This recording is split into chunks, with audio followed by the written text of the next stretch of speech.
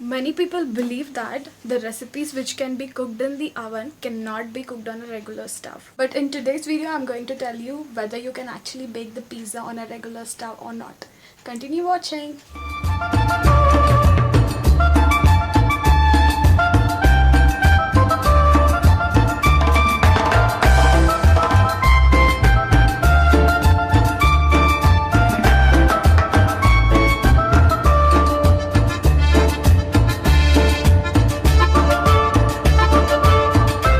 Hey guys, welcome back to my channel. So I hope you're doing good. I really hope that you're safe and fine.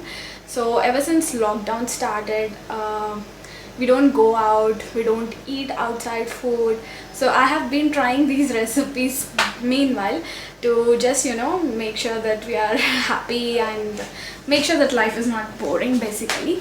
So today's video is going to be, as you see the title, is going to be butter chicken pizza, and I'm making two ways, which is one in the oven and the other one is on a non-stick pan. So I will be sharing in the end what exactly you have to do if you want to bake the pizza in a oven, in a pan. This video might be little lengthy, but it is totally worth it. Also, while I was editing this video, my mouth was literally watering, and I think you'll experience the same. So let's get started with the recipe now. So starting off with ingredients for pizza base, here are the ingredients. This is warm water, 1 spoon of sugar, yeast. Instead of yeast you can take curd or buttermilk, but yeast is the best. I'll put the link in the description down below. This is instant active yeast. So it's important that you keep it aside for at least 15 minutes so that the yeast gets activated. Here I'm using about 250 grams of maida or all-purpose flour. I added little salt and I'm going to mix it. Now we are going to take this yeast water or buttermilk and mix it into the dry flour and make it in such a way that it's like a chapati dough. At the same time, make sure that it is nice, soft and fluffy. We don't want to make it too hard. So I accidentally added a lot of water, and I had to add some dry flour to balance it. Anyways, mix it for about good 8 minutes. Then I added some water, about 2 tablespoons of water, and then here is the final one. Grease the sides of the bowl with some oil and cover it with a kitchen towel and keep it aside for 30 minutes so that the dough rises. Now let's prepare the sauce for our pizza. Here are the ingredients listed on the screen. In a pan I'm going to add little bit of oil, and into this I'm going to add onions, tomatoes, some garlic, about 4 to 5 garlic cloves, and then some cashew nuts which I've soaked them in water. So cook them on low to medium flame for about 5 to 6 minutes until they are nice and soft. Let them cool down and then make a paste of it. In the same pan I'm going to add some butter, and I added the boneless chicken. These are about 100 grams of boneless chicken. Once they are nice and soft, you can start off by adding ginger garlic paste, salt, turmeric powder, chili powder, and little bit of tasting salt. Tasting salt helps chicken to cook faster and it makes little tender as well. That's the reason I added it. So let the chicken cook. I mean, it should get completely boiled. If you look at the chicken, I was testing it and I found that it was breaking. That means it is nicely cooked. So I took some chicken aside and kept it for my pizza topping. And the remaining chicken I'm going to make into small pieces. Now into this I added half a teaspoon of garam masala powder and coriander powder, and immediately add the paste that we have just grinded it with little bit of water and make it a thick consistency like gravy. Cook it for about 4 to 5 minutes until the gravy is nice. So this is optional. I had pasta and pizza sauce. So I added about 1.5 teaspoon of it, and water again, and I added little bit of fresh cream. This is also optional. I had it, so I used it so that I can get that creamy flavor on my pizza. This is completely customized kind of thing. You can add your own flavors. So mix it until everything is nice. Taste the salt and the chili. If required, you can add little bit, and cook it nicely until it is thick and rich. So I added some more water again, and I'm going to cook it.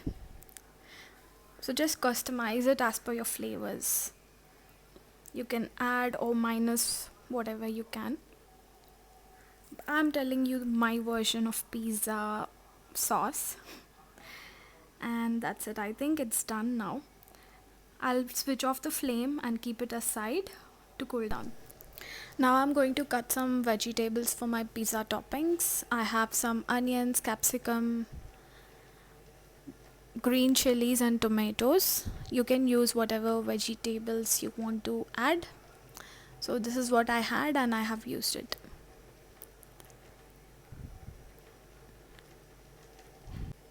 Now coming back to our pizza dough. This is after about 30 minutes.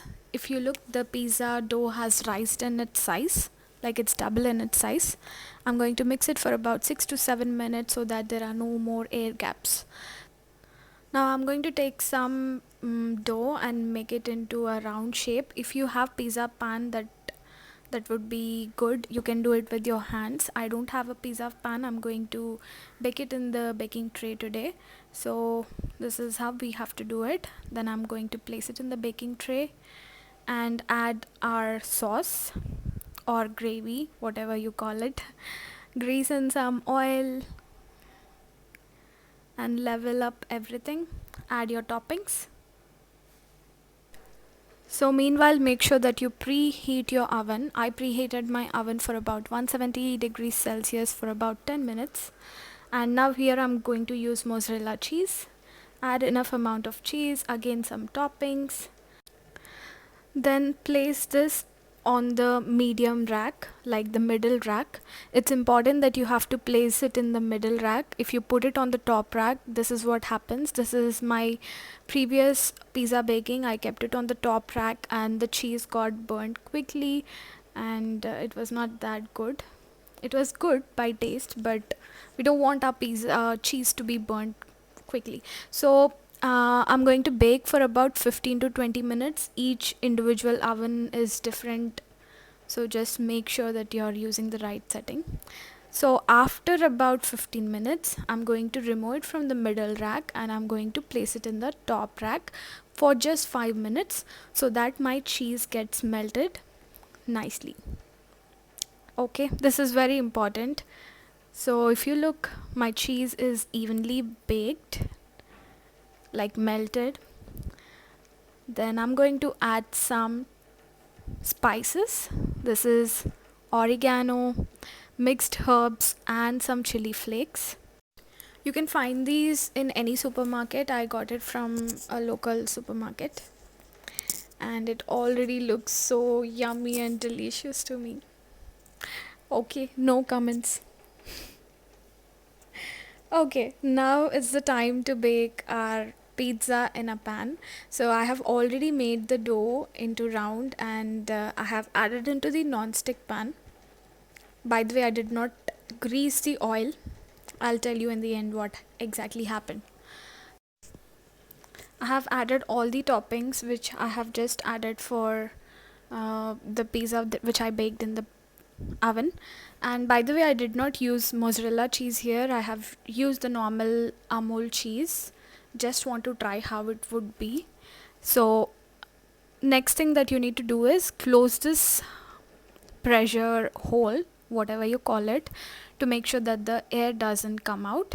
And I have kept it on 300. 300 is the second lowest flame on my induction stove, and cooked it for about 15 minutes.